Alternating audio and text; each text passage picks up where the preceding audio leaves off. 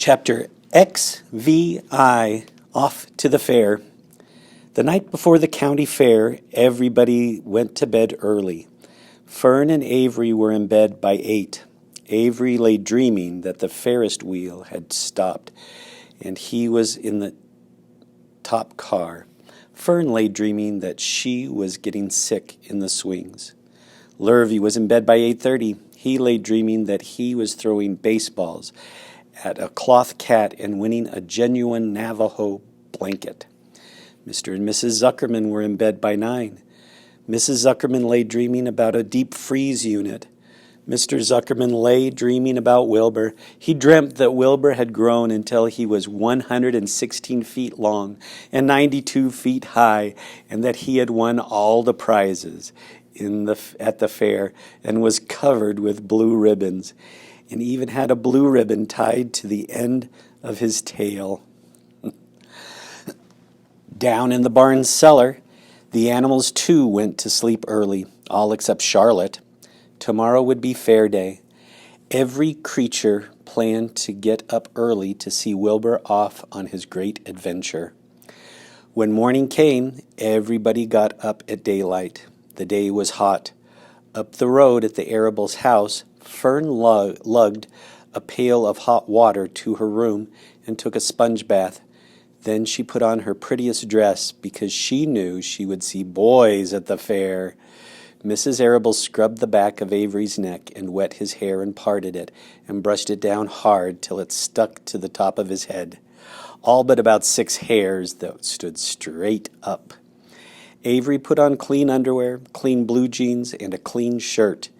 Mr. Arable dressed, ate breakfast, and then went out and polished his truck. He had offered to drive everybody to the fair, including Wilbur. Bright and early, Lurvy put clean straw in Wilbur's crate and lifted it into the pig pen. The crate was green. In gold letters it said, "Zuckerman's Famous Pig." Charlotte had her web looking fine for the occasion. Wilbur ate his breakfast slowly. He tried to look radiant without getting food in his ears. In the kitchen, Mrs. Zuckerman suddenly made an announcement. "Homer," she said to her husband, "I am going to give that pig a buttermilk bath." "A what?" said Mr. Zuckerman. "A buttermilk bath. My grandmother used to bathe her pig with buttermilk when it got dirty. I just remembered." "Wilbur's not dirty," said Mr. Zuckerman proudly. "He's filthy behind the ears," said Mrs. Zuckerman. "Every time Lurvy slops him, the food runs down around the ears. Then it dries and forms a crust. He also has a smudge on one side where he lays in the manure." "He lays in clean straw," corrected Mr. Zuckerman. "Well, he's dirty, and he's going to have a bath." Mr. Zuckerman sat down weakly and ate a donut. His wife went to the woodshed. When she returned, she wore old rubber boots and a raincoat, and she carried a bucket of buttermilk and a small wooden paddle. "Edith, you're crazy," mumbled Zuckerman. But she paid no attention to him. Together they walked to the pig pen. Mrs. Zuckerman wasted no time. She climbed in with Wilbur and went to work. Dipping her paddle in the buttermilk, she rubbed him all over. The geese gathered around to see the fun. So did the sheep and lambs. Even Templeton poked his head out cautiously to watch Wilbur get a buttermilk bath. Charlotte got so interested she lowered herself on a dragline so she could see better. Wilbur stood still and closed his eyes. He could feel the buttermilk trickling down his sides. He opened his mouth and some buttermilk ran in. It was delicious. He felt radiant and happy. When Mrs. Zuckerman got through and rubbed him dry, he was the cleanest, prettiest pig you ever saw. He was pure white, pink around the ears and snout, and smooth as silk. The Zuckermans went up to change into their best clothes. Lurvy went to shave and put on his plaid shirt and his purple necktie. The animals were left to themselves in the barn. The 7 goslings paraded round and round their mother. Please, please, please take us to the fair, begged a gosling. Then all 7 began teasing to go. Please, please, please, please, please, please, please. They made quite a racket. Children, snapped the goose, we're staying quietly at home. Only Wilbur, Ilber is going to the fair. Just then Charlotte interrupted. I shall go too, she said softly. I have decided to go with Wilbur. He may need me. We can't tell what may happen at the fairgrounds. Somebody's got to go along who knows how to write. And I think Templeton better go too. I might need somebody to run errands and do general work. I'm staying right here, grumbled the rat. I haven't the slightest interest in fairs. That's because you've never been to one, remarked the old sheep. A fair is a rat's paradise. Everybody spills food at a fair. A rat can creep out late at night and have a feast. In the horse barn you will find oats that the trotters and pacers have spilled. In the trampled grass of the infield you will find old discarded lunch boxes containing the foul remains of peanut butter sandwiches, hard-boiled eggs, cracker crumbs, bits of donuts, and particles of cheese. In the hard-packed dirt of the midway, after the glaring lights are out and the people have gone home to bed, you will find a veritable treasure of popcorn fragments, frozen custard dribblings, candied apples abandoned by tired children. I don't think we have abandon for a vocabulary word, but that is a dang good one. Abandon means to leave.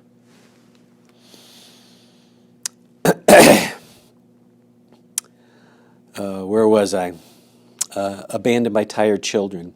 Sugar fluff crystals, salted almonds, popsicles, partially gnawed ice cream cones, and the wooden sticks of lollipops. Everywhere is loot for a rat, in tents, in booths, in haylofts. Why, a fair has enough disgusting leftover food to satisfy a whole army of rats. Templeton's eyes were blazing. Is this true? He asked. Is this appetizing yarn of yours true? I like high living, and what you say tempts me. It is true, said the old sheep. Go to the fair, Templeton. You will find that the conditions at a fair will surpass your wildest dreams. Buckets with sour mash sticking to them, tin cans containing particles of tuna fish, greasy paper bags stuffed with rotten. That's enough, cried Templeton. Don't tell me any more. I'm going. Good, said Charlotte, winking at the old sheep. Now then, there is no time to be lost. Wilbur will soon be put into a crate. Templeton and I must get in the crate right now and hide ourselves. The rat didn't waste a minute. He scampered over to the crate, crawled between the slats, and pulled straw over him so he was hidden from sight. All right, said Charlotte, I'm next. She sailed into the air, let out a drag line, and dropped gently to the ground. Then she climbed the side of the crate and hid herself inside a knot-hole in the top board. The old sheep nodded. What a cargo, she said. That sign ought to say Zuckerman's famous pig and 2 stowaways. Do you know what stowaway means? Someone who hides, usually on a ship, like Elmer Elevator. He was a stowaway, too. Look out, the people are coming, umming, shouted the gander. Cheese it, cheese it, cheese it. The big truck with Mr. Arable at the wheel backed slowly down toward the barnyard. Lurvy and Mr. Zuckerman walked alongside. Fern and Avery were standing in the body of the truck, hanging onto the sideboards. Listen to me, whispered the old sheep to Wilbur. When they open the crate and try to put you in, struggle. Don't go without a tussle. Pigs always resist when they are being loaded. If I struggle, I'll get dirty, said Wilbur. Never mind that. Do as I say. Struggle. If you were to walk into the crate without resisting, Zuckerman might think you were bewitched. He'd be scared to go to the fair. Templeton poked his head up through the straw. Struggle if you must, he said, but kindly remember that I'm hiding down here in this crate, and I don't want to be stepped on, or kicked in the face, or pummeled, or crushed in any way, or squashed, or buffeted about, or bruised, or lacerated, or scarred, or biffed. Just watch what you're doing, Mr. Radiant, when they get shoving you in." "Be quiet, Templeton," said the sheep. "Pull in your head. They're coming. Look radiant, Wilbur." "Lay low, Charlotte." "Talk it up, geese." The truck backed slowly to the pig pen and stopped. Mr. Arable cut the motor, got out, and walked around to the rear and lowered the gate. The geese cheered. Mrs. Arable got out of the truck. Fern and Avery jumped to the ground. Mrs. Zuckerman came walking down from the house. Everybody lined up at the fence and stood for a moment admiring Wilbur. "Hip, hip, hooray!" and the beautiful green crate.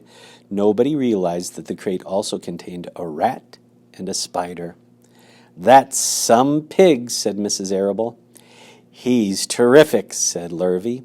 "He's very radiant," said Fern, remembering the day he was born. Ooh, those are the 3 things that Charlotte's written in the web so far. "Well," said Mrs. Zuckerman, "he's clean anyway. The buttermilk certainly helped." Mr. Arable studied Wilbur carefully. "Yes, he's a wonderful pig," he said. "It's hard to believe that he was the runt of the litter. You'll get some extra good ham and bacon, Homer, when it comes time to kill that pig." Wilbur heard these words, and his heart almost stopped. "I think I'm going to faint," he whispered to the old sheep who was watching. "Kneel down," whispered the old sheep. "Let the blood rush to your head." Wilbur sank to his knees, all radiance gone. His eyes closed. "Look," screamed Fern, "he's fading away." "Hey, watch me," yelled Avery, crawling in all fours into the crate. "I'm a pig! I'm a pig!" Avery's foot touched Templeton under the straw. "What a mess," thought the rat. "What a fantastic creatures boys are. Why did I let myself in for this?"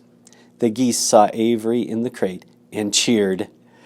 "Avery, you get out of that crate this instant," commanded his mother. "What do you think you are?" "I'm a pig!" cried Avery, tossing handfuls of straw into the air. "Oink, oink, oink!" "The truck is rolling away, Papa," said Fern. The truck, with no one at the wheel, had started to roll downhill. Mr. Arable dashed to the driver's seat and pulled on the emergency brake. The truck stopped. The geese cheered. Charlotte crouched and made herself as small as possible in the knothole so Avery wouldn't see her. "Come out at once," cried Mrs. Arable. Avery crawled out of the crate on hands and knees, making faces at Wilbur. Wilbur fainted away. "The pig has passed out," said Mrs. Zuckerman. "Throw water on him." "Throw buttermilk," suggested Avery. The geese cheered. Lurvy ran for a pail of water. Fern climbed into the pen and knelt by Wilbur's side. "It's sunstroke," said Zuckerman. "The heat is too much for him." "Maybe he's dead," said Avery. "Come out of that pig pen immediately," cried Mrs. Arable.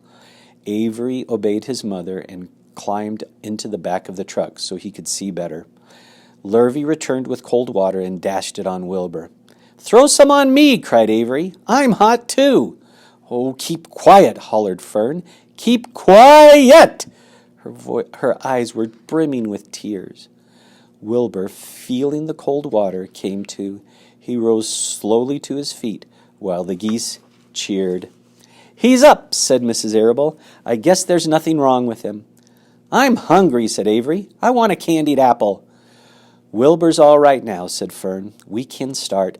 I want to take a ride in the Ferris wheel." Mr. Zuckerman and Mr. Arable and Lurvy grabbed the pig and pushed him headfirst toward the crate. Wilbur began to struggle. The harder the men pushed, the harder he held back. Avery jumped down and joined the men. Wilbur kicked and thrashed and grunted. "Nothing wrong with this pig," said Mr. Zuckerman cheerfully, pressing his knees against Wilbur's behind. "All together now, boys. Shove!" With a final heave, they jammed him into the crate. The geese cheered. Lurvy nailed some boards across the ends so Wilbur couldn't back out. Then, using all their strength, the men picked up the crate and heaved it aboard the truck. They did not know that under the straw was a rat, and inside a knothole was a big gray spider. They saw only a pig. "Everybody in," called Mr. Arable. He started the motor. The ladies climbed in beside him. Mr. Zuckerman and Lurvy and Fern and Avery rode in back, hanging on to the sideboards.